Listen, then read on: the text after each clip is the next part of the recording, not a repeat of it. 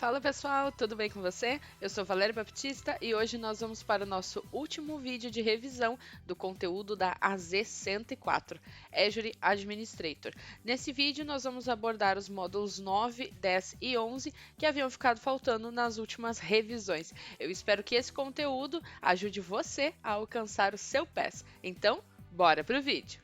E vamos então para a primeira parte do nosso conteúdo, falando sobre a administração de computação em recursos de plataforma como serviço. Não se esqueça que depois que nós tivemos a reformulação da Z104 e da 305, que anteriormente era 303 e 304, esse conteúdo na prova aumentou relativamente. Então, se você conversar com uma pessoa, por exemplo, que fez a prova uns 2 anos atrás, 1 ano e meio atrás, ela provavelmente vai lhe dizer que tiveram poucas questões desse conteúdo. Mas agora, como a prova de arquitetura foi redesenhada na 104, esse conteúdo já está aparecendo com maior frequência e maior quantidade de questões. Mas o que exatamente a gente precisa saber sobre ele? Primeiramente, vamos falar sobre o contexto de App Service Plan.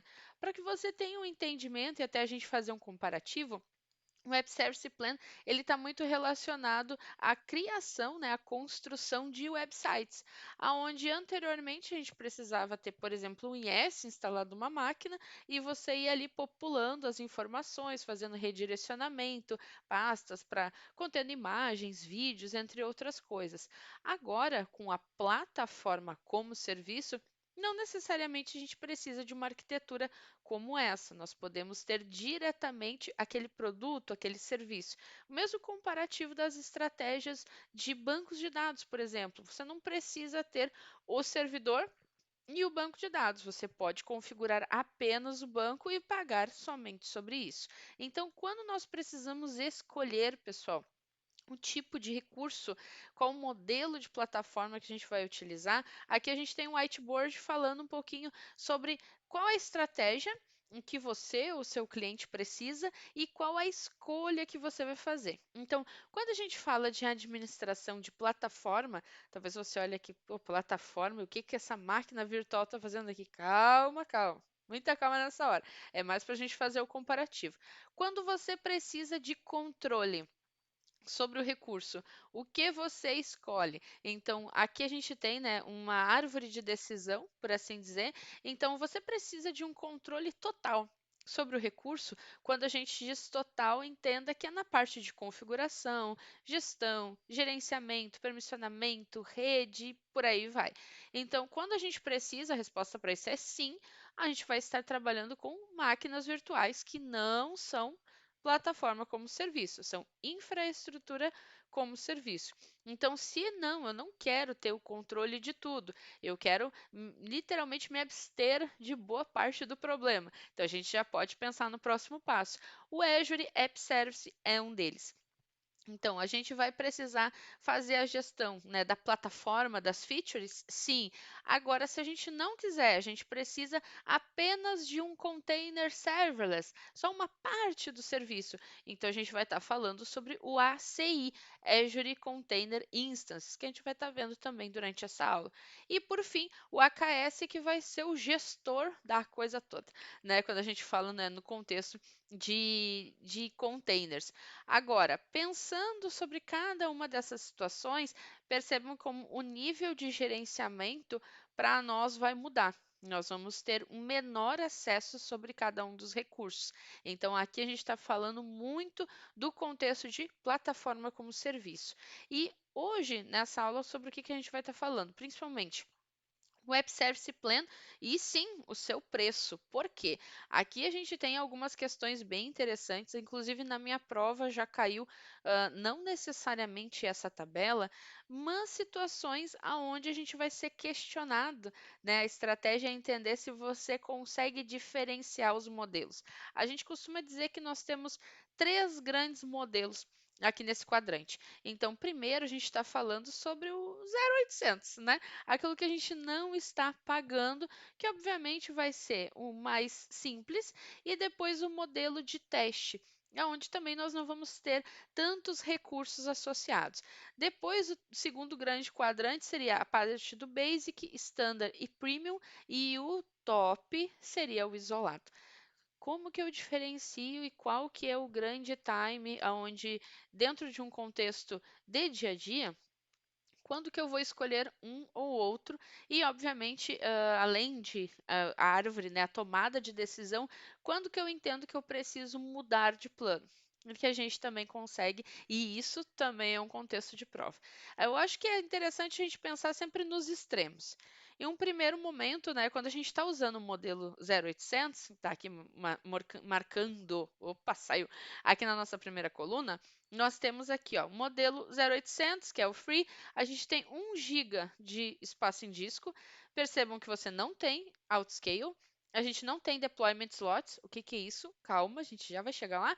E a gente também não tem o gerenciamento de instâncias, então não consigo manipular essas instâncias de forma alguma.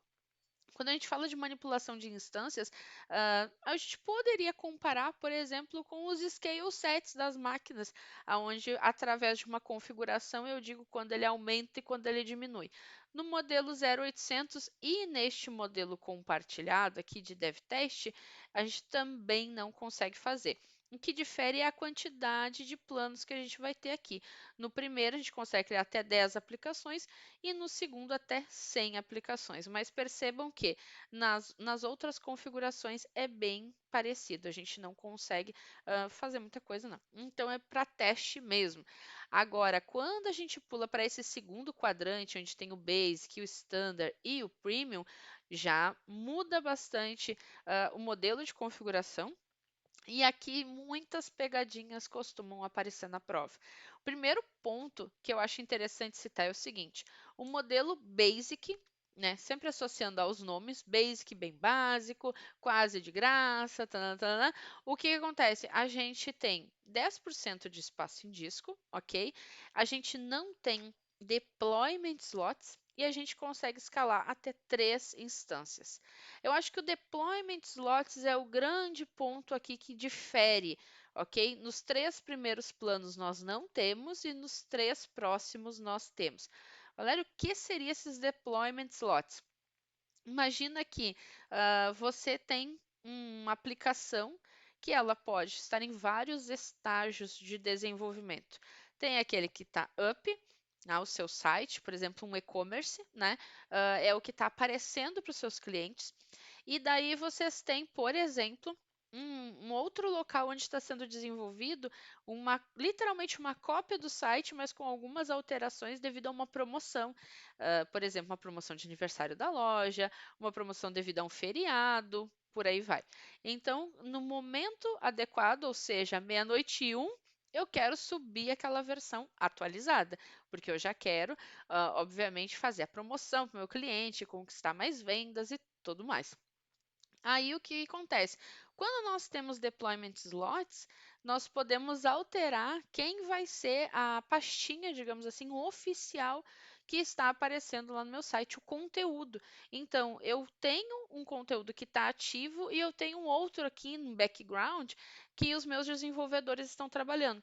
Quantas pastinhas dessa eu posso ter com base no plano que eu estou trabalhando? Então, aqui no Standard a gente consegue ter 5, é o primeiro que tem, e ele tem 5 pastinhas, e nos dois adiante, o Premium e o Isolate, eles têm 20. Percebam que os modelos anteriores a gente não tem isso.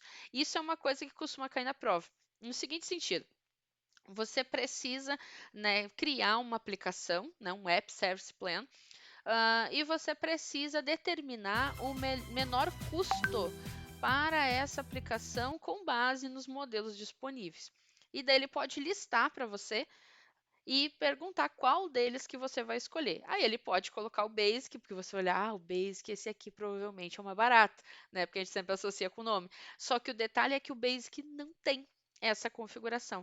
Então, aqui seria literalmente aquela pegadinha que a gente já está habituado em provas de certificação, e você precisa recordar que o Basic, apesar de ser mais em conta, não tem essa feature e que, mesmo eu estando buscando um contexto de mais em conta, nesse modelo, o standard é o que vai de fato ter as configurações que eu preciso. Bom, partindo desse ponto, um outro detalhe bem interessante que você precisa atentar. Quando a gente faz a configuração do App Service Plan, a gente vai escolher entre essas features e caso eu precise de um modelo totalmente isolado, isolado que eu digo, nós precisamos ter tanto a parte de isolamento de máquina como também de rede. Eu não quero um delay para a minha aplicação. Daqui a pouco a minha aplicação é o aplicativo do banco, até mesmo da minha loja, mas eu quero garantir que ela vai ter uma performance excelente, alguma coisa do tipo. Então, eu vou ter um isolamento, ok? Tanto de máquinas dedicadas para minha aplicação, como também isolamento de rede. Então, essa é a grande diferença aqui na computação dedicada dos três grandes modelos, que é o Basic, o Standard e o Premium, para o isolado. Nesses três, nós também temos máquinas rodando, né? A gente sabe que por trás sempre tem um host, né? Mas nós não temos acesso a ele, ele não é nossa responsabilidade, porque nós estamos falando de paz. Mas eu estou isolando nesse último aqui também a questão de rede. Então, uma sugestão, uma dica para que você não se esqueça: caso na sua prova tenha também alguma questão questionando que preço não é o problema, dinheiro nunca foi problema, mas você precisa garantir the best performance para a sua aplicação. Qual o modelo indicado que você vai utilizar? Se eu estou procurando melhor performance, dinheiro não é problema, nunca foi.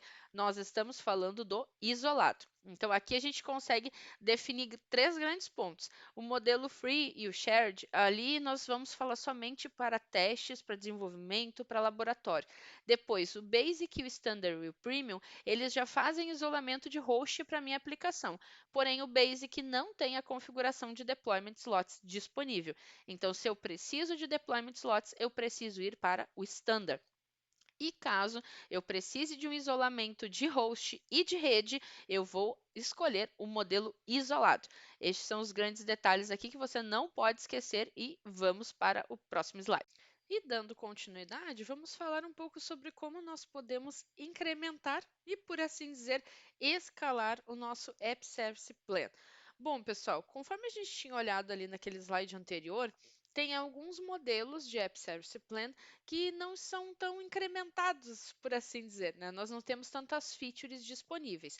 Então, quando nós precisamos escalar isso ou até mesmo alterar o plano, nesses dois menus que nós vamos fazer essa configuração. Primeiro ponto que você precisa saber, tanto para o dia a dia e, obviamente, num contexto de prova. Nós podemos tanto fazer um scale up como um scale out. O que isso difere? Quando nós precisamos incrementar o número de instâncias ou quando nós precisamos trocar o App Service Plan, porque existem algumas features que, dependendo do modelo de App Service Plan, nós não vamos ter disponíveis. Então, a partir do momento que eu quero mudar isso, eu quero ter essas features disponíveis, eu vou fazer um scale up. E quando a gente quer fazer um scale out, nós queremos incrementar o número de instâncias. Lembrando que o scale out também não vai aparecer para alguns modelos de plano. Então, a gente vai precisar primeiro escalar, né, trocar o Web Service Plan e depois fazer esse incremento, porque isso sim vai estar disponível. Isso gera uma dúvida bem complicada quando fazer essa configuração não necessariamente faz parte do nosso dia a dia, né? Quando você está dando os primeiros passos nessa gestão de configuração de App Service Plan e outras ferramentas de plataforma como serviço. Por isso que eu acho importante a gente ver ao vivo como isso funciona, porque torna mais tranquilo o entendimento, na minha opinião. Mas o que você precisa saber de pronto. Existe o Scale Up e o Scale Out. Um deles nós vamos utilizar para fazer a troca no meu App Service Plan, ou seja, eu quero incrementar ele, eu quero, por exemplo, ter deployment slots, eu quero ter mais espaço, eu quero isolar ele em algum contexto de rede, por exemplo, ou simplesmente eu quero incrementar o número de instâncias disponíveis para o meu serviço. Então, quando a gente vai fazer esse incremento, é nessa tela aqui que vai aparecer para nós. E quando nós queremos fazer, né, o nosso scale up, onde eu vou querer trocar o meu App Service Plan, aí ele vai me trazer a lista. Vai ser semelhante quando a gente troca a família de máquinas, onde ele tem vários modelos ali, a gente escolhe qual que a gente quer. A estratégia é bem parecida. Vamos dar uma olhadinha lá no portal e conferir ao vivo como isso funciona na prática. Vem comigo. E agora, pessoal, vamos olhar aqui no portal como que a gente vai fazer a criação de um App Service do zero. Primeiro ponto, eu vim aqui pelo menu, você pode vir tanto pelo menu da esquerda como na pesquisa, né? A gente vem aqui Create um Web App e aqui a gente tem os primeiros pontos que a gente precisa, obviamente, selecionar. O primeiro deles, qual que é a subscrição? A gente seleciona caso você tenha mais de uma. Segundo, Resource Group, aqui eu vou criar um novo. Vamos fazer aqui o nosso LabAZ 104. Vou dar um OK. Depois, quais são os instance details, né? Os detalhes da instância do nosso web app. Aqui deixa eu até dar um zoom para a gente passar junto a alguns pontos. Primeiro, o nosso web app name ele vai ser um nome único, mas eu quero que vocês prestem atenção nesse tópico aqui. .azurewebsites.net. Essa extensão, pessoal, ela é padrão, esse complemento do nome, digamos assim, e isso é um ponto que às vezes cai em prova também. Por exemplo, você criou um web app de nome tal e você quer fazer um comando, ou qual é o nome que ele ficou, e ele, nas questões de prova, na verdade, ele está ali testando qual que vai ser a finalização do nome, né, o complemento que ele vai estar recebendo por padrão. Na verdade, a Microsoft quer saber se você lembra que isso é .azurewebsites.net. Ele pode botar um .com, pode colocar um outro nome, tipo Azure alguma coisa, né, fora esse websites. Esse ponto aqui é importante você recordar. É .azurewebsites.net. Aqui eu vou preencher Azure Lab. Opa, tem que ser minúsculo, é importante. Azure Lab. Já está. Lab. Este não, beleza. Depois a publicação, a gente pode escolher entre code, entre Docker ou um website estático. Esse runtime, pessoal, aqui é um outro ponto que é interessante a gente olhar também. Por quê? O runtime a gente está falando sobre o tipo de linguagem que a gente vai utilizar. Então aqui eu tenho várias versões de .NET, o Go ainda está como experimental, mas já aparece, o Java, deixa eu tirar aqui do Zoom para selecionar os demais que também aparecem, Node, PHP, Python e Ruby. Na minha prova caiu os tipos de runtime que eram utilizados, que seriam aceitos caso fosse ser criado um web app. Então tinha alguns desses nomes e sempre alguma outra linguagem que não fazia sentido, né? Então é importante a gente lembrar não essas extensões aqui, os derivados, mas sim o nome principal. Então .NET, o Go, Java, Node, PHP, Python e Ruby. E um ponto interessante que, por exemplo, se eu seleciono uma versão de .NET, percebam que ele já troca aqui, ele já coloca automaticamente o sistema operacional. Então ele já colocou aqui como Windows. Vamos trocar aqui, sei lá, vou colocar um Python. Ele já identificou como Linux. Então, isso é um ponto que vocês podem ver também, pode acontecer na prova de vocês, é dizendo o seguinte: você precisa criar, né, web app compatível para as seguintes linguagens. E daí ele passa uma tabela com algumas linguagens. Aí pergunta quantos web apps você precisa criar. Se eu tiver de linguagens tanto Linux como Windows, eu vou precisar de dois, um para cada um destes. Se for só de linguagens que vão ser compatíveis com o Linux, então só vai ser apenas um. Então, pode acontecer de na prova ter alguma questão questionando isso com as linguagens e perguntando quantos web apps você vai precisar criar. Se ele estiver listando praticamente todos os compatíveis, a gente vai precisar criar dois. Um para os que forem compatíveis com Linux, outro para os que forem compatíveis com o Windows. Depois a gente precisa selecionar qual que é a região. Eu vou deixar esse padrão mesmo.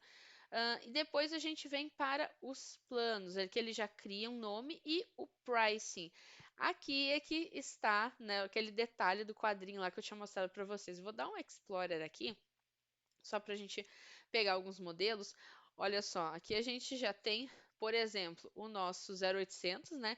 O Free F1, o compartilhado, plano Basic, Standard, o Premium e o isolado. Então aqui a gente já tem toda uma lista. Ele já traz aqui, ó, parte de vCPU, memória, custo por hora, custo por mês, já provisionando para nos dar uma ideia. Para esse laboratório, eu vou criar esse aqui, o FreeF1, e depois a gente volta para até mesmo eu mostrar para vocês como é que a gente faz aquele scale. Lembra que a gente tinha falado, né? Eu posso tanto trocar esse modelo de pricing plan para que eu vá utilizar um modelo que me traga o deployment slot, por exemplo, mais giga para que eu possa ter mais informações ou até mesmo criar uma quantidade maior de aplicações, ou se não, até mesmo para fazer o contexto de escala, que esse F1 não vai me liberar. Mas a gente volta ali no menu para vocês verem como é que funciona. A parte de redes aqui, monitoramento, eu vou deixar padrão. Esse ponto aqui não vou mexer em nada e vou criar ele como um modelo 0800 para depois a gente fazer o outro laboratório, eu mostrando como que ele vai conseguir ser escalável, ok? Então vamos ali, enquanto ele vai criando, vamos voltar para o conteúdo. E agora, pessoal, continuando aqui o nosso conteúdo, vamos falar um pouquinho sobre esse modelo de escala do Web Service Plan. Lembra que eu havia comentado que a gente pode comparar com a questão dos scale sets das máquinas, só que aqui a gente não está falando em uma máquina em si, a gente está falando dos limites das nossas instâncias. Isso aqui é um ponto interessante dentro do App Service, porque nós também estamos escalando ele de uma forma que ele venha atender às nossas necessidades e, obviamente, não venha trazer uma lentidão para o meu usuário. Aqui nessa tela, a gente vê o seguinte, que a gente pode fazer o scale baseado em métrica ou até mesmo em um contador de instâncias. E aqui eu vou determinar as regras em cima daquela regra que eu estou criando. Então, eu posso colocar aqui um instance limites, pelo menos arrancando em um. Então, eu tenho o meu primeiro, qual que é o máximo, qual que é o default. E aqui eu vou adicionar uma regra para que quando surgir uma determinada situação, ele vai aumentar essa instância enquanto que ele vai aumentar. Então, eu posso ajustar isso baseado numa demanda ou até mesmo para garantir uma tolerância a falhas, para que eu tenha, né, o meu ambiente muito mais robusto. E um ponto interessante até colocado aqui nesse último quadrante é não esqueça do scale in. Então, às vezes o pessoal faz a configuração apenas para que essa instância venha crescer, né, venha atender a necessidade, mas esquece de fazer a regra para que ela venha voltar. Aquela instância que eu criei ali no portal, ela não vai liberar essa tela, mas vamos voltar lá, eu vou trocar o modelo de plano para que ele venha mostrar essa tela para nós também, e aí a gente vê como que essa configuração funciona aí na prática. E voltando aqui para o portal, já terminou de fazer a criação do meu web app. Percebam como ele já aparece aqui para mim como a parte de F1, né, que é a versão que a gente criou antes. Então, o que que acontece? Se a gente vem, por exemplo, aqui em Deployment Slots, que é aquelas caixinhas que eu comentei, né, que a gente pode ir dividindo, quem vai fazendo a criação, a gente pode fazer alterações. Primeiro ponto que ele já me dá aquele gongo, né? Ó, você precisa fazer um upgrade do seu plano para que você tenha slots. Então a gente já sabe, com esse modelo F1 que eu estou utilizando, eu não tenho acesso a esse tipo de recurso. Um outro ponto interessante, pessoal, é aqui em backups. O que que a gente precisa validar? O plano F1 não tem direito a backup. Então, um ponto muito importante.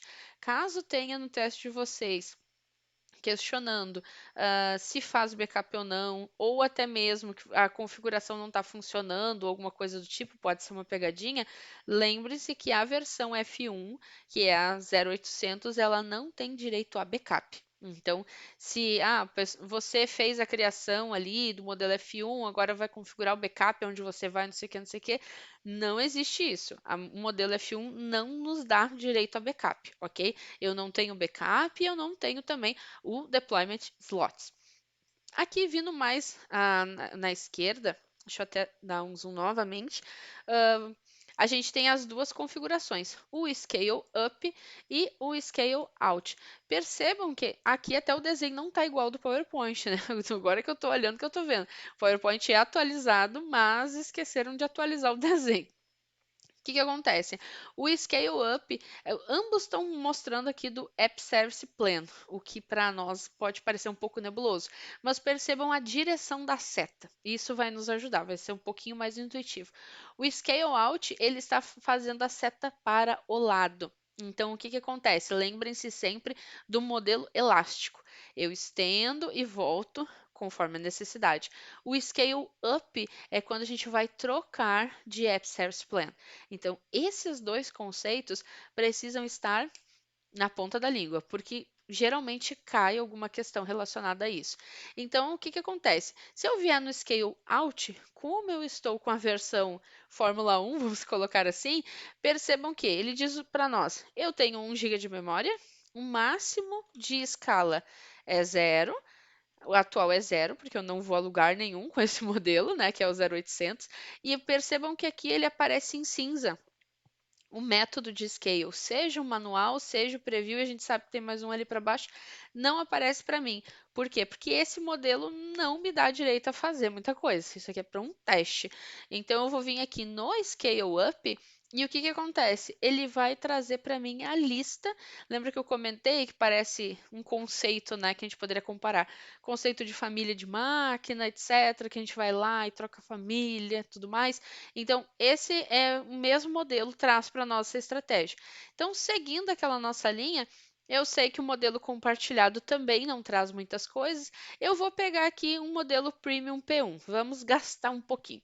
Então, deixa eu selecionar aqui e vamos fazer um upgrade deste plano.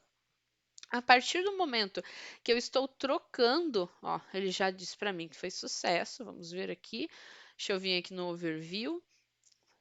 Ó, já apareceu aqui, ó, percebam que ele aparece o P1. Aqui o default domain, ó, Azure Lab, Daval, azurewebsites.net. Não se esqueçam esse azurewebsites.net que eu comentei com vocês antes.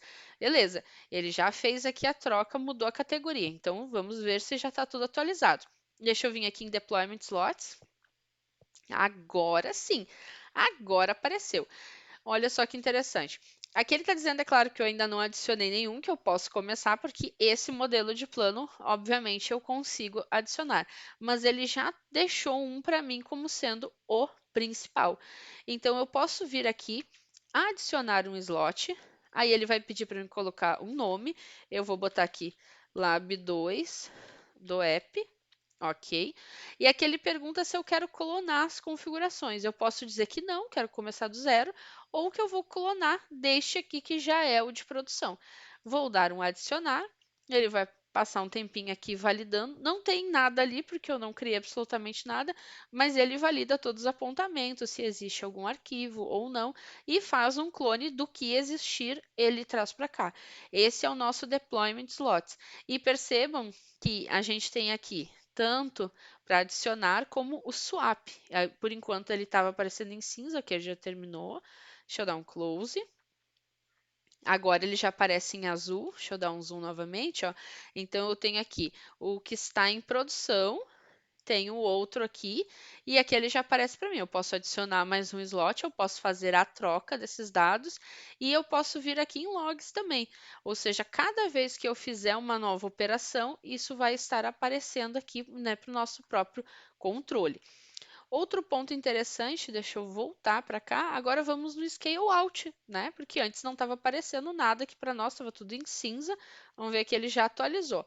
Olha, ele já colocou aqui que eu estou com o Premium P1, estou utilizando 1.75, eu posso escalar até 20 e eu tenho uma instância no momento. Ok, então olha só.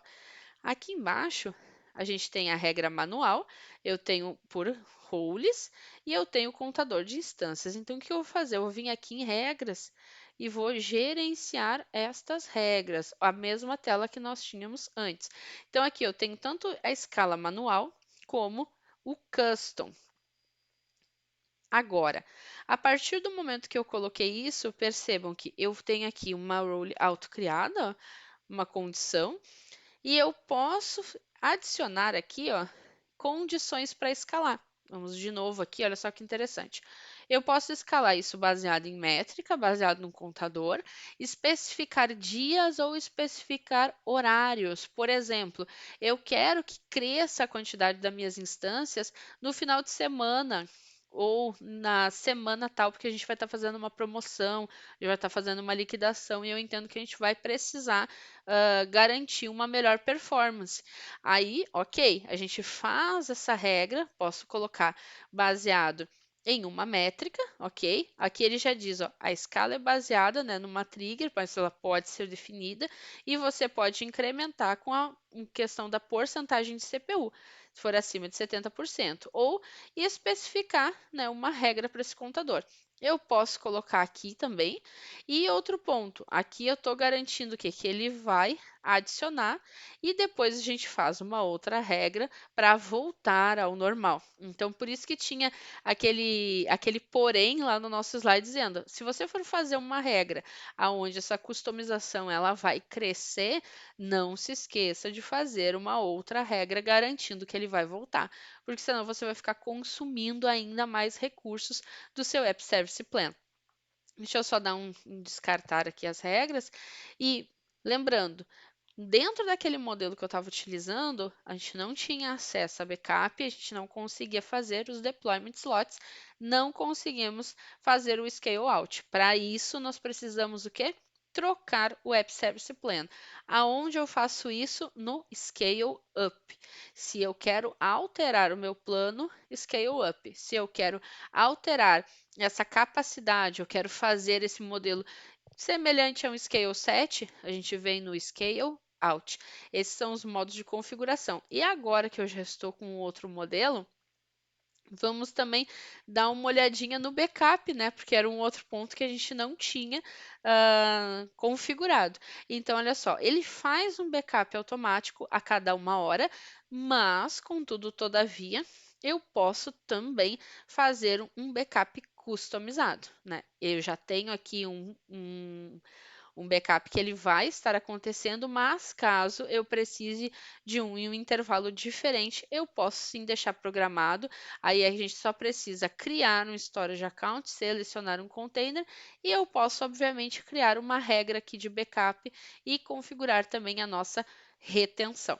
Eu tenho um automático, mas eu posso fazer manualmente também. Dando continuidade, agora vamos falar um pouco sobre a configuração dos nossos app services. Primeiro ponto, pessoal, que a gente tem que lembrar é aqueles modelos, né, que estava aparecendo ali na tela para nós, sobre quais tipos de linguagens a gente consegue trabalhar. Então, aqui a gente tem, né, o Python, Java, o próprio .NET, o Node, e são aqueles modelos ali que a gente pode selecionar e conforme que a gente seleciona, aparece ou a camada ser em Linux ou em Windows. Então, a gente pode trabalhar com diversos modelos de produtividade de linguagem. Isso é um ponto que não que você precise decorar todos eles, mas é importante recordar quais são eles para o caso, né? Vamos de novo. Caso aconteça de na sua prova aparecer ali citando alguns e questionando qual que não é compatível. Um outro ponto é que na criação do modelo de App Service, que nem a gente fez no vídeo anterior, nós precisamos escolher um nome único. Não se esqueçam daquele detalhezinho, né? Ponto Azure websites.net. A partir do momento que a gente escolhe o stack, né, o runtime, ele vai selecionar para nós automaticamente qual que é o sistema operacional. Vai ser ou Linux ou Windows. A gente vai selecionar aqui qual que é a região que ele vai estar trabalhando e posteriormente a gente vai trabalhar com o preço, né? O nosso pricing, que vai ser o modelo e ele que vai determinar os recursos que a gente vai ter para utilizar o nosso app service. Então, conforme o modelo que a gente escolher, a gente tiver entre o free, o compartilhado ou o basic, não se esqueçam, aquele contexto do slot não vai estar disponível. O standard permite até 5, então dos que têm deployment slots, o standard é o que vai ser mais em conta. E do contrário, a gente também tem o premium e o isolado. Não se esqueçam que o isolado é aquele modelo que eu tenho tanto exclusividade de máquina como também de rede. Então, o contexto de deployment slots é que a gente vai ter sempre um que vai ser o produção e os outros a gente pode estar trabalhando ali sem estar afetando aquilo que está sendo disponibilizado para o meu usuário. A partir do momento que eu preciso fazer uma troca de conteúdo, eu faço esse swap entre o conteúdo que eu tenho dentro dos meus slots. Isso é transparente para o meu usuário, não vai causar indisponibilidade no meu sistema, mas, obviamente, caso eu encontre algum erro que não havia sido mapeado, a gente faz um swap novamente, volta com o conteúdo que estava antes e seguimos ali o debug de o que aconteceu que parou de funcionar. Para adicionar um deployment slot, desde que nós estejamos utilizando um modelo que nos permita, a gente vai lá, adiciona, né? Eu fiz ali com vocês, você vai dar um nome para esse slot e vai dizer se quer copiar o conteúdo de outro slot existente ou se você quer criar esse slot do zero. Então, isso é muito importante na hora que a gente está fazendo a configuração para garantir de que ponto que a gente vai estar partindo. E para finalizar, a gente tem dentro desse contexto a parte de segurança. A gente pode habilitar uma autenticação anônima default ou senão um login com uma empresa, né, uma identidade de terceiros. Aqui até a gente tem na telinha, né, eu posso fazer em cima de um contexto de Microsoft, Facebook, Google ou até mesmo do Twitter. E aqui a gente vai ter, né, dentro do contexto de segurança, indicações que se eu precisar guardar, né, segredos, chaves, a gente vai utilizar o Key Vault, que é um contexto que com certeza vocês já estão familiarizados, e obviamente utilizar certificados SSL. Bom, voltando aqui no portal, o ponto que eu gostaria de mostrar para vocês é o seguinte: aqui na guia da esquerda a gente tem o Custom Domains, então ele vai aparecer aqui para mim já algumas informações default, como endereço IP e um Custom Domain Verification ID, que é essa sigla bem grande aqui. Ele já aparece por default, deixa eu até dar um zoom, meu custom domain, que é o nome que eu coloquei para o meu web service, mais o endereço lá, padrãozinho, que eu já repeti ele algumas dezenas de vezes nesse vídeo. Então, ele já colocou aqui para mim, o status dele está como seguro.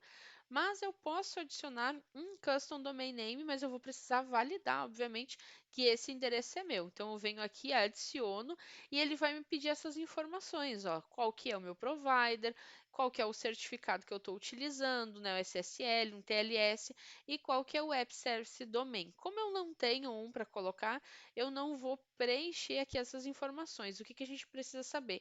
Que para que esse nome de domínio ele seja registrado, a gente vai precisar criar um CNAME ou um registro A para ele fazer esse mapeamento. Semelhante a gente fazia, né, com websites, né, no modelo tradicional. Então, esse é o primeiro ponto. Na questão de segurança, que a gente já estava falando antes, né, era o ponto das autenticações. Então, a gente vem aqui em settings, autenticações, e daí aqui eu posso adicionar um provedor de identidade. Então, eu vou escolher qual deles eu quero utilizar. Aqui eu posso trazer, como estava lá no slide, né, tanto a Microsoft, Apple, Facebook, GitHub, Google, Twitter, ou até mesmo uma conexão de OpenID. Digamos que eu fosse colocar aqui, por exemplo, o GitHub. Então, eu vou ter que colocar qual que é o cliente ID, segredo e preencher todas essas informações. O que eu preciso saber é que nesse contexto de identidade, eu posso trazer identidades de terceiros, sim. E posso também adicionar critérios de segurança aqui dentro desse contexto, ativar, por exemplo, o Defender for Cloud para todos os meus web apps, entre outros. Então, esse é o ponto aqui que a gente tinha lá no slide e vamos voltar ali para as explicações. Finalizando, a gente já tinha olhado, né, a parte de backup como serviço, então a gente pode ter os backups manuais, esquedulados, e também a gente já tem aquele backup automatizado a cada hora, mas eu posso, obviamente, ir ali e configurar um dentro do modelo que faça mais sentido para a minha empresa. Um ponto importante, né, os backups eles podem ter até 10 GB, né, na nossa base de dados, e eu posso, obviamente, também trocar essa tierização quando a gente faz a configuração, né, por quantos dias eu quero manter esse dado lá, até mesmo para não ser um custo desnecessário. Então, aqui a gente pode requerido standard ou Premium Plan. Esse é um ponto de todas essas linhas aqui. Se eu fosse pensar em contexto de prova, esse aqui é o que mais faz sentido. Requer o modelo Standard ou Premium. Então, esse é um ponto de detalhe aqui que a gente não pode perder. E finalizando esse conteúdo, agora a gente vai falar um pouco sobre ACI, né? O nosso Azure Container Instances. Bora lá! E dando continuidade aqui, vamos falar um pouco sobre Azure Container Instance, nosso próximo tópico. Bom, fazendo um breve comparativo, quando nós temos um ambiente virtualizado, ou seja, eu tenho uma máquina que ela é hospedeira e eu tenho uma série de hosts que estão consumindo estes recursos para literalmente sobreviver. Então a gente vai ter aqui o nosso sistema operacional convidado, ele vai ter todas as suas aplicações, processamento, disco, memória e ele vai estar consumindo daquela hospedeira. Então, eu vou conseguir criar máquinas enquanto aquela hospedeira tiver recursos disponíveis para me oferecer. Isso faz com que a gente tenha uma infraestrutura de certa forma bastante cara, porque eu preciso cada vez mais de hospedeiras mais robustas para que eu consiga desempenhar todas as atividades e, obviamente, conseguir trabalhar quando tenho mais de uma, se uma está sobrecarregada, fazer um move de máquinas de uma para outra, entre outras coisas. Quando a gente fala sobre a parte de container, aqui eu tenho literalmente aquele serviço que eu preciso sendo disponibilizado. Não necessariamente a minha hospedeira vai estar sabendo disso, o que faz com que a mesma máquina possa me proporcionar muito mais vantagens. Então, aqui eu vou ter um sistema muito mais escalável, eu vou consumir menos recursos operacionais, eu vou direto ao ponto naquilo que eu estou precisando. É como se a gente fosse comparar microserviços com um sistema monolítico. Aqui eu consigo literalmente usar os pedacinhos que eu preciso para trabalhar. Então a gente consegue fazer tanta questão do isolamento como também a tolerância a falhas.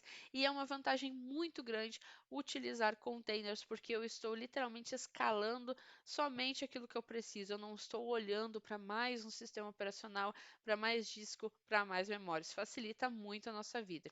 Além disso, nós estamos falando de uma plataforma como serviço, nosso PaaS, e eu consigo fazer um isolamento de regras, customizar os tamanhos, porque eu vou estar trabalhando somente com aqueles recursos que de fato eu preciso. Vou ter uma persistência de storage. Aqui a gente consegue avaliar pelo desenho que eu tenho o meu container host, e nesse desenho aqui, obviamente, eu só tenho um container aqui com web server, mas estão todos eles isolados nas suas devidas redes e, nesse caso, esse cara aqui chegando para a internet. Isso é um ponto importante porque eu posso esquedular grupos e também ter essa segmentação de rede que vai ajudar muito no meu dia a dia, até mesmo para garantir pontos como segurança. A gente pode escalar grupos de container, eu posso fazer a comunicação deles com outros recursos dentro da minha rede, de fora, comunicação para a internet, manter um ciclo de vida e também garantir a comunicação com volumes de storage. Continuando, a gente tem aqui a parte dos nossos AKS, né? O Azure com Kubernetes Service. Aqui a gente vai falar um pouco sobre a terminologia, mas fazendo um overview, né, sobre o contexto de Kubernetes. Nós sabemos que esse serviço ele trabalha como um orquestrador aí dos nossos pods, né? Ele se integra com o Docker, não que o Docker seja uma tecnologia Microsoft, longe disso, mas é que popularmente é a aplicação que é mais utilizada para esse tipo de operação. E no contexto de terminologias, pessoal, o que a gente precisa saber? Bom, primeiramente a gente pode falar a respeito dos pools, né? Que eles são grupos de configurações idênticas, por assim dizer, e quando nós temos diversas máquinas aí com o mesmo tipo de aplicação, a maior parte delas é mais abrangente. O que que acontece? Nós temos aqui na nossa imagem todo o nosso pool, a nossa piscina, temos o nosso node com os pods e dentro deles os containers. Então aqui a gente vai fazer toda essa administração, essa gestão destes recursos. Quando a gente olha para o contexto de Node, nós temos máquinas aqui individuais. Elas podem ser tanto físicas como virtuais. Nós sabemos que a gente vai ter o host físico ali, o primeiro, e depois a gente vai ter todo o contexto virtual executando esses aplicativos em camada de containers. E, obviamente, aqui a gente vai ter todo um deployment em cima desses recursos. Os pods, eles vão ser uma instância única aí do nosso aplicativo. Eles podem ter aí vários containers com mesmas características, a questão da iteração, e aqui a gente vai ter todo esse conjunto de aplicações trabalhando entre si. E a orquestração de tudo isso, né, no nosso Azure Kubernetes Service. Então, nós temos essa série de aplicações, temos também o contexto do deployment e o manifest, onde a gente vai ter um arquivo YAML que vai estar descrevendo todo esse contexto de deployment que foi realizado aí dentro das nossas operações, dos nossos recursos. Quando a gente fala no contexto de network, né, nós temos três grandes formas, digamos assim, de conexão distintas. Primeiro, eu posso ter tanto de dentro do meu ambiente um tráfego interno, como está mostrando aqui, onde eu vou ter um IP direto, por assim dizer, apontando aqui para o meu cluster. Eu posso ter também uma instância onde eu vou estar fazendo essa comunicação de uma maneira indireta, porque ela vai bater no Node e depois ele vai fazer um encaminhamento para esse Node Port, depois ele vai para o pod, ou eu posso ter o meu IP do cluster fornecendo acesso a esse tráfego interno. Então, os serviços, eles vão se agrupar dentro dessa questão de conectividade de rede e o Node Port vai fornecer o mapeamento para o tráfego direto de entrada. Nesse último desenho aqui, a gente tem um load balancer, onde ele vai fazer o encaminhamento para o nosso Node e depois que essa comunicação chega no pod. Essa última aqui, obviamente, em ambiente de produção, é a mais utilizada. E por fim, a gente tem a questão do scale. Aqui a gente vê em diversos modelos aí de tecnologia, desde contexto de máquina, quando a gente estava estudando a parte de IaaS, que é bastante comum, a gente pode ter um scale tanto dos nodes como dos pods, né? Eu posso fazer isso, lembre-se, ou de uma forma manual, ou de uma forma automática, onde, obviamente, a ideia é que a gente coloque limites, até mesmo para evitar problemas de custo, ou se eu tiver algum problema na minha aplicação, acabar gerando, né, a criação de novos recursos sem necessidade. Então, eu preciso estar sempre verificando.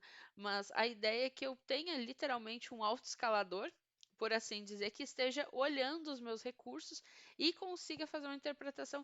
Quando ele não consegue escalar mais, então eu crio recursos novos. Quando a gente fala no contexto de AKS, principalmente pensando em prova, né, de AZ104, eu deixo uma sugestão que você valide bem na documentação oficial da Microsoft, porque costuma cair algumas questões aí relacionadas a comandos. Então, se você não fizer um laboratório, provavelmente aí você vai ir no chutômetro, o que não é uma coisa muito legal. Agora, vamos aí para o conteúdo do capítulo 10. E vamos chegando aí nos últimos tópicos da nossa revisão da Z104, agora falando sobre a proteção, a administração de dados dentro da cloud. O módulo 10 fala sobre Data Protection, então o nosso assunto agora é backup. Principalmente como que a gente faz essa configuração, quais são as estratégias. A gente não entra no critério custo, apesar dele ser um ponto também que deve ser levado em consideração no dia a dia, mas principalmente vamos focar na implementação. Então, dentro da nuvem, nós precisamos sim fazer backup dos recursos, principalmente aqueles relacionados à infraestrutura como serviço, que é onde nós temos uma maior gestão. Quando a gente fala de plataforma como serviço, nós temos muitas coisas automatizadas, mas fazer o backup, por exemplo, de máquinas virtuais, sim, é sua responsabilidade e não do provedor. Então, quando a gente fala dentro do contexto de Azure, nós temos o Backup Center. Para você que já trabalhou bastante tempo com infraestrutura on-premise, você deve ter trabalhado já com aplicações de mercado, como, por exemplo, o VMware, até mesmo aplicações da HP ou outras marcas, e ali a gente faz a configuração de backup através de um client e você provavelmente instala alguma coisa dentro dos servidores para que você consiga fazer a busca das informações e ter aquele backup seletivo. Faz uma programação diferenciada para cada bloco de máquinas, por exemplo, e ali você vai administrando as suas tarefas, independente se você está fazendo um backup para fita ou para um disco. Aqui a gente está fazendo a configuração de um backup em uma plataforma bem centralizada. Então eu consigo ter um controle e fazer uma gestão entendendo o que está funcionando e o que não está. Bom, aqui dentro do portal, até a gente tem aqui a telinha do Backup Center, depois a gente vai no portal também ver como que isso funciona na prática. Você vai ter um overview de todos os jobs de backup, entender aqueles que funcionaram, não funcionaram, ter um controle também sobre a questão de restauração, as policies que estão sendo aplicadas e um controle em cima dos vaults. Outro ponto interessante é que quando a gente vai fazer o backup, nós temos aqui as opções dentro do contexto de máquina, nós podemos fazer de compartilhamentos e também do contexto de banco de dados. E aqui, quando a gente está olhando para backups on-premise, sim, nós podemos fazer de máquinas que não estão dentro do Azure, ele vai ser um pouco mais seletivo, ou seja, nós vamos fazer isso através de pastas e arquivos. O agente que a gente vai utilizar é o agente do Mars e a gente vai falar dele mais adiante. Então, quando a gente vai fazer a configuração no contexto de on-premise de arquivos, pastas para os nossos servidores, lembrando que hoje nós não temos suporte para Linux e sim para máquinas Windows, qual que é o primeiro passo? Isso geralmente são coisas que caem na prova. Por exemplo, você tem um grupo de máquinas no seu ambiente on-premise e você quer fazer o backup delas para o Azure. Qual a primeira coisa que você faz? Bom, a primeira coisa a gente precisa criar o Vault, porque senão não tem para onde a gente carregar esses arquivos depois. O Vault entenda que seria como se fosse o nosso próprio cofre, né? Nossa pasta, aonde nós vamos deixar tudo ali centralizado. A partir do momento que a gente faz isso, a gente vai fazer o download de um arquivo, né? Que vai ser o agente e a credencial. Essa credencial a gente não pode perder, porque é ela que autentica e diz que nós somos quem dizemos ser. Então, esse é um ponto importante. Depois a gente vai instalar esse agente, a gente vai estar registrando essa máquina e a partir daí a gente faz a configuração de backup. Com essa aplicação extremamente parecida, né? Aí para quem for mais antigo na área de TI, você olha assim, eu acho que eu já vi essa tela antes. Exatamente. Ela é extremamente parecida com a agente backup que nós já conhecemos aí de muitos anos. Então, aqui a gente não tem muito mistério. Você vai fazer o controle do backup, ou seja, eu vou fazer a configuração de quais pastas que eu quero mandar, vou fazer a rotina e aqui nesse último quadrante nós temos até um aviso que ele não tem suporte para Linux. Então, como que a gente vai fazer isso? Em nível de arquivo, pasta e restauração desses volumes. E não temos hoje compatibilidade para outros sistemas operacionais. Isso é um ponto bem importante. Quando a gente vai fazer a configuração de backup, uma coisa que é importante sempre validar.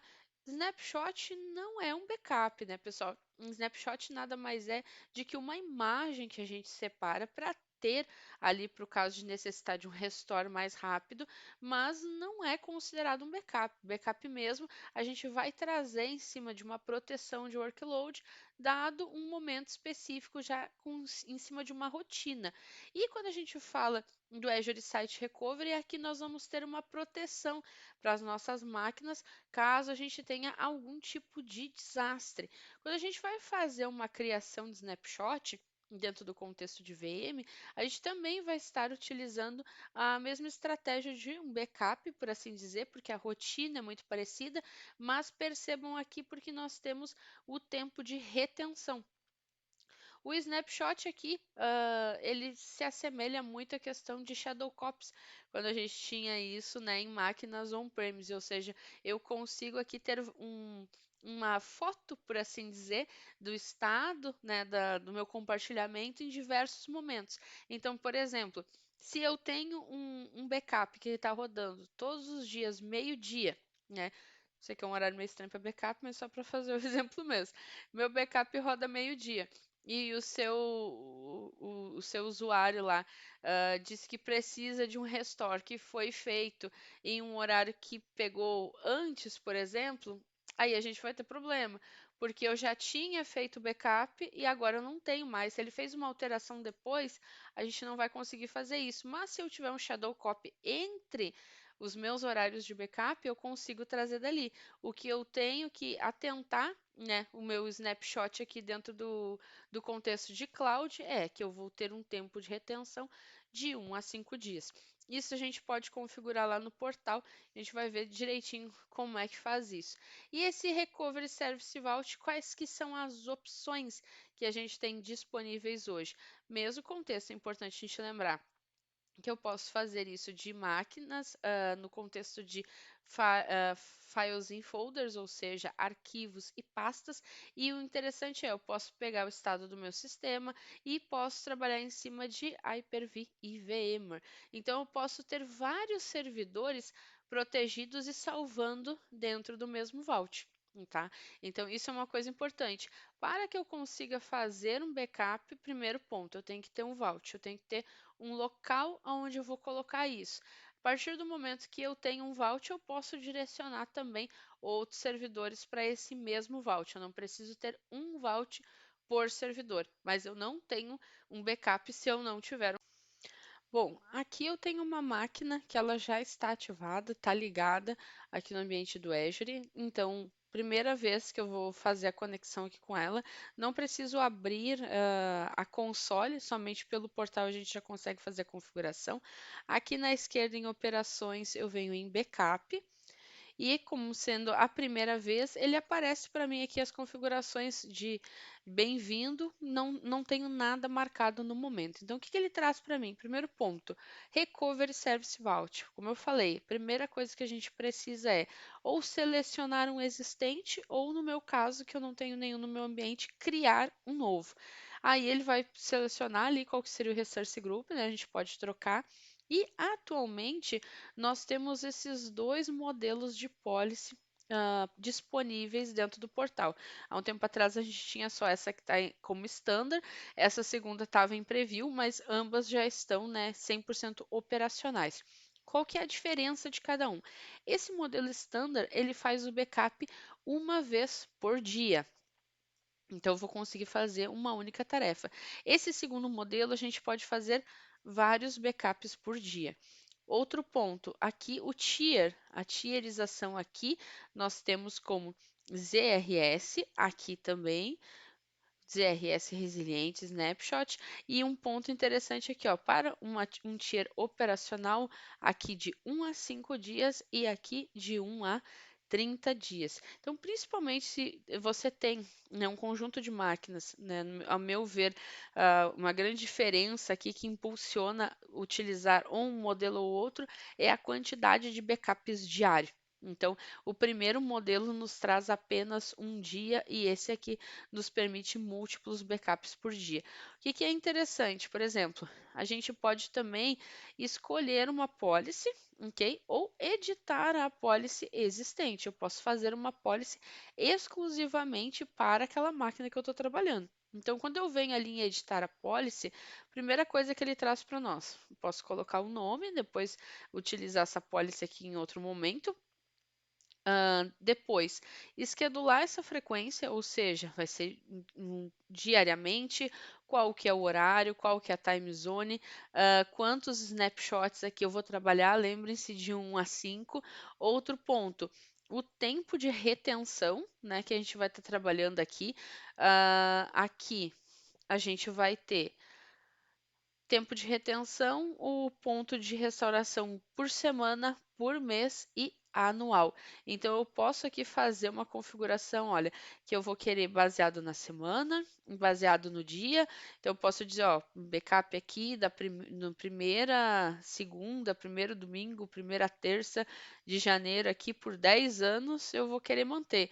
Ah, eu quero manter esse aqui mensalmente, eu quero manter semanalmente. Esse aqui seria aquela questão de amostragem, porque às vezes nós temos empresas onde você precisa manter os dados por 5 anos, por 7 anos, por 10 anos. Mas é claro que você não precisa ter de todos os dias, né, de todos os meses, mas você precisa ter, por exemplo, um backup anual. Ou senão, um backup a cada 3 meses, a cada 4 meses.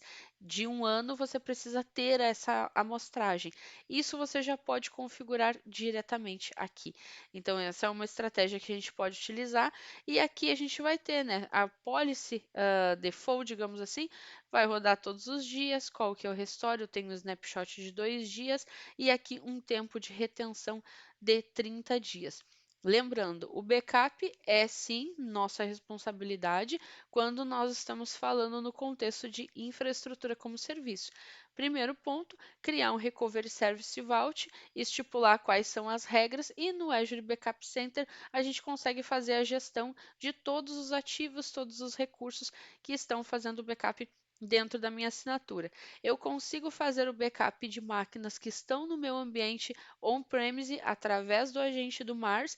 Não é disponível para máquinas Linux, a compatibilidade é para Windows, para pastas e arquivos. E se a gente quiser fazer uma gestão mais robusta, aí a gente vai utilizar um servidor, digamos assim, no nosso próprio ambiente para fazer essa gestão do Maps, que vai utilizar a mesma estratégia. A diferença é que ao invés de eu fazer a configuração individual, a gente vai ter uma gestão um pouco mais centralizada.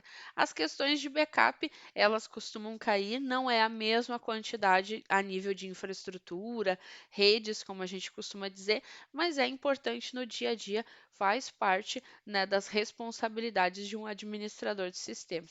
E com backup a gente encerra o capítulo 10 e vamos para a última parte da nossa revisão aí, no módulo 11. Bora lá! E chegamos agora ao capítulo 11, a última parte da nossa revisão aqui da Z104, e vamos falar sobre monitoramento. Aí, o pessoal que já trabalhou em NOC agora vai se identificar com o assunto. Bom, primeiro a gente precisa entender os componentes que nós temos dentro da nuvem no contexto de visualização de logs, que tipo de logs a gente tem disponível e um ponto bem importante. Quando a gente fala de contexto de cloud, está sempre associado também a FinOps e a custos. Então, a estratégia aqui não é a gente necessariamente ter o log de tudo, mas sim das coisas que fazem sentido. Primeiramente, a gente tem que pensar que nós temos as informações, ou seja, os logs de todo o comportamento que a gente tem das nossas aplicações, recursos, acessos, entre outros, e obviamente a gente vai ter as métricas, que vão ser os percentuais associados à usabilidade, acesso ou até mesmo a performance. Então, aqui a gente consegue ter uma ideia de coisas que a gente pode ter, por exemplo, dentro desse contexto, como aplicações, sistemas operacionais, recursos de uma forma geral. E a gente pode visualizar isso e integrar de diversas formas. Ou seja, eu posso ter insights das minhas aplicações, posso colocar isso, né, para um Power BI, por exemplo, ou até mesmo uma monitoração de uma aplicação não Microsoft, como um Grafana, né, até para ficar mais fácil o entendimento de uma pessoa não técnica, por exemplo, que ela quer somente saber a informação como um todo. E, obviamente, uma parte que é muito importante é a questão de alertas, respostas e escalar essas informações. Então, quando a gente está falando sobre as capacidades da monitoração, nós estamos analisando o que? Eu tenho, por exemplo, um host que ele está na nuvem, mas só porque ele está lá, não quer dizer que seja, por exemplo, uma responsabilidade da Microsoft avaliar a questão da performance. Eu preciso ter isso. Lembre-se, infraestrutura como serviço é tudo nossa responsabilidade, a menos no caso que seja alguma coisa relacionada a hardware. Então, assim como a gente viu agora há pouco a questão do backup, eu também preciso configurar os alertas, por exemplo, entender quando que isso faz sentido, quem que deve receber isso, né, essas informações, quem é que vai ter essa tomada de decisão. Então, quando a gente fala sobre as capacidades no contexto de monitoração, a gente vai estar tanto visualizando, monitorando essas métricas, a gente também pode utilizar queries em KQL para fazer pesquisas e, obviamente, retornar isso em cima de alertas e ações. Que vão ser as decisões que a gente vai tomar em cima dessas informações. Então, quando a gente fala de métricas e logs, que a gente tem uma grande diferença, principalmente visualmente, né? Olhando essa tela, a gente consegue entender bem como que isso se comporta. Quando a gente olha para métricas, pessoal, a gente está falando aqui da questão de valores, por exemplo. Eu estou vendo aqui o percentual de utilização de CPU do meu host. Eu estou avaliando aqui em quanto que está o uso de disco deste grupo de máquinas. Então, ele vai me trazer aqui visualmente quando que usou mais, quando que usou menos, e assim a gente tem uma visão de cenários reais onde a gente está trabalhando. Agora, quando eu estou falando de logs, por exemplo, eu posso estar vendo aqui quantas vezes o usuário do fulano tentou fazer um acesso e não conseguiu, né? Eu posso ver aqui quando que ocorreu um determinado erro de acesso na minha aplicação. Então, aqui eu vou ter uma informação muito mais descrita, independente se é uma informação bem sucedida, mal sucedido, mas ele vai ter uma informação completa sobre uma situação em específico. E aqui eu vou ter uma métrica relacionada à questão de usabilidade, performance, totalmente diferente a forma como a informação ela é expressada para quem está buscando e, obviamente, a sua finalidade. Então, quando eu quero entender um erro que aconteceu, eu vou buscar um log. Quando eu quero entender uma questão de performance e usabilidade, eu vou olhar para uma métrica. E quando a gente está falando sobre os alertas, aqui é um ponto importante porque a gente precisa ter esse controle. Isso a gente vai olhar lá no Azure Monitor. E um ponto interessante é ok, eu tenho os meus alertas aqui, mas o que eu estou fazendo com essas informações? Aqui a gente entra no contexto dos alert rules, ou seja, eu vou ter um escopo e a partir disso eu vou estar avisando alguém.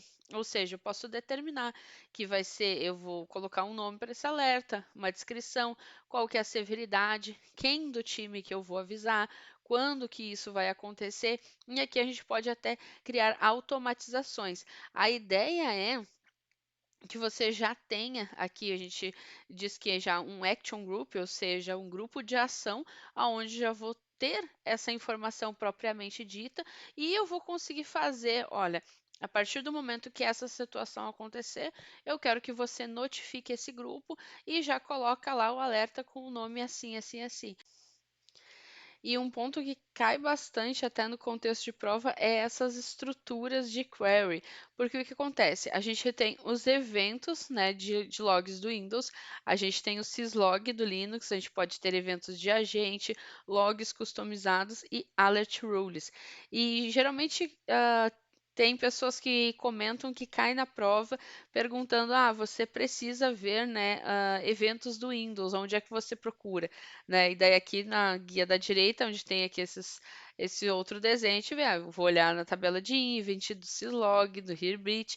Então, isso aqui é um ponto que costuma cair na prova também. Vale essa dica para a gente não se perder. Aonde que eu vou estar utilizando, né, o acesso, aonde que eu procuro log num contexto de máquina Windows e máquina Linux. E falando em máquina, vamos dar uma olhadinha ali no portal e ver como que essa questão de monitoramento, logs, se comporta em um ambiente real.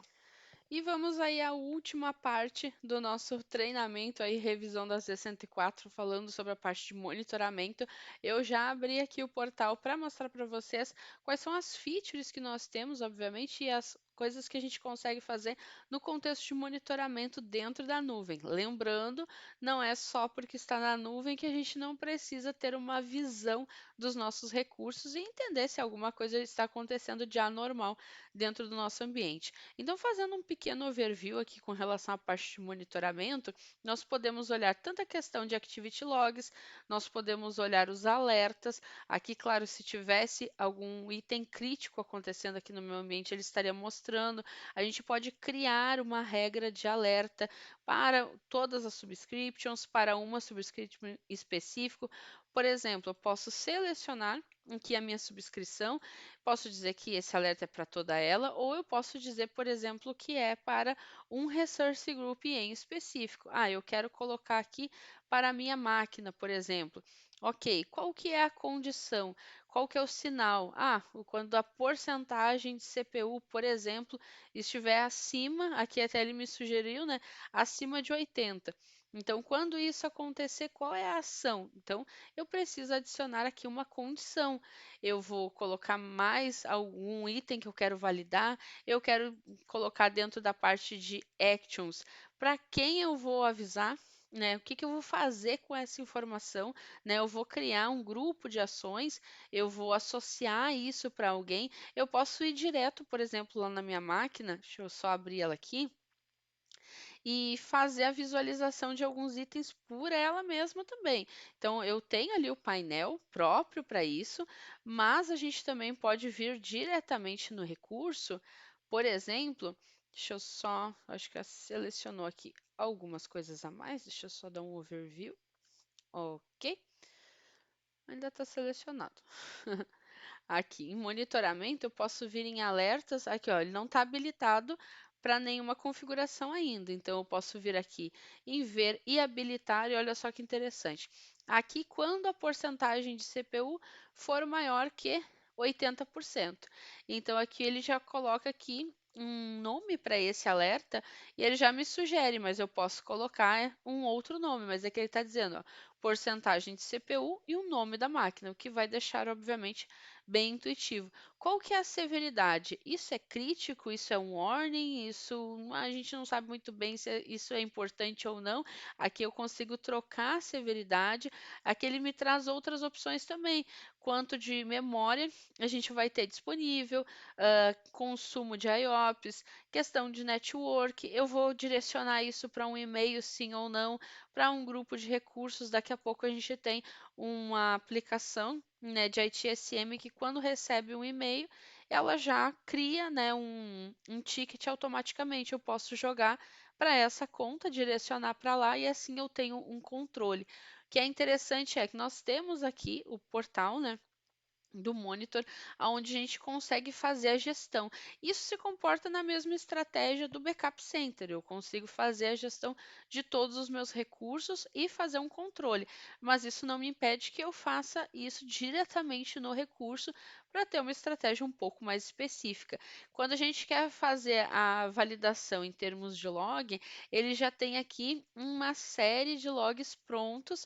Aqui ele está me direcionando para virtual machines, mas perceba que essa linha é bastante grande, então a gente pode direcionar para uma série de recursos e ainda que, nossa, eu não tenho assim muita expertise, digamos assim, na questão do KQL e agora, será que eu consigo trabalhar com isso? Sim, a gente pode vir aqui, ó, selecionar e ele já cria com base na sugestão, né, naquele título, um KQL pronto com as informações que a gente precisa para rodar e fazer essa validação. Outro ponto interessante aqui na parte de monitoramento é o Service Health. Até uma questão que geralmente cai em AZ900, mas vai que, né, a gente pega alguma questão um pouco mais fácil, e é quando a gente quer saber se tem alguma coisa, algum serviço, né, da Microsoft que está em degradação e, obviamente, pode resultar em um problema no nosso ambiente. Então, aqui também é interessante a gente trabalhar com um alerta de Service Health. Ou seja, se acontecer alguma coisa, digamos, voltamos para a estratégia de eu tenho uma pessoa trabalhando, por exemplo, de madrugada, um plantão, e a pessoa vai ser extremamente reativa, porque ela tem muitas coisas para fazer. Então, se eu já deixar um alerta ali configurado, obviamente ela vai ser a primeira a saber quando alguma coisa não estiver funcionando muito bem, porque senão fica ali aquele grupo de pessoas, né, batendo cabeça, o que está acontecendo, tal coisa não funciona, e testa daqui, refaz recurso, faz de novo. quando vai ver é porque teve alguma degradação de serviço. Então, esse é um ponto super importante, onde a gente precisa ter essa visibilidade e também tomar para si a responsabilidade de fazer essas configurações, até porque o provedor de serviços não vai fazer isso por você. Pessoal, eu espero que vocês tenham gostado dessa revisão. Ela completa todos os outros itens ali. A gente já tinha outros vídeos da Z104. Estudem bastante, refaçam, façam muitos laboratórios, garantam que estão 100% e boa sorte aí no seu teste. Tchau, tchau.